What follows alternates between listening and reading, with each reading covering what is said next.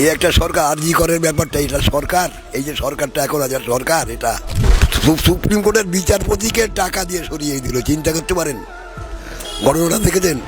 আচ্ছা, আপনি দাঁড়িয়ে আছেন মেরুদণ্ডের উপরে, তো তো সরকারের মেরুদণ্ড কোনটা? স্বাস্থ্য, শিক্ষা, অর্থ, তিনটে মন্ত্রী জেনেছিল।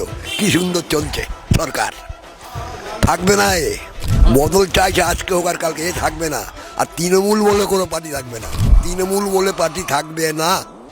আমার যদি মারতে চাই কেউ মারতে পারে, আমাকে বলতে ভয় পান, আমাকে বলতে ভয় পায় না। আমি ধর্মতলায় নামি থানার সামনে বলছি আমার বন্ধুকে দেখে, জয় শ্রীরাম, বলছে চুপ চুপ। আমি বলি, কেন? আমি কি পাকিস্তানে আছি? কেন? বলছে না, মিডিয়া পুরুষ তো কী হয়েছে রে? এ তোদের জন্যই তো আজকে এই অবস্থা। আমি বার্ধক্যভাতা পাই 1000 টাকা, ওটা আমার প্রাপ্য, ওটা সরকার দেয় না, ইনি দেন না, ওটা মোদি। চালটা কে দেয়? চালটা কে দেয়? দাঁড়ান, চালটা কে দেয়? চালটা কে দেয়? মোদি। তাহলে সব নিজের নামে চালাচ্ছে।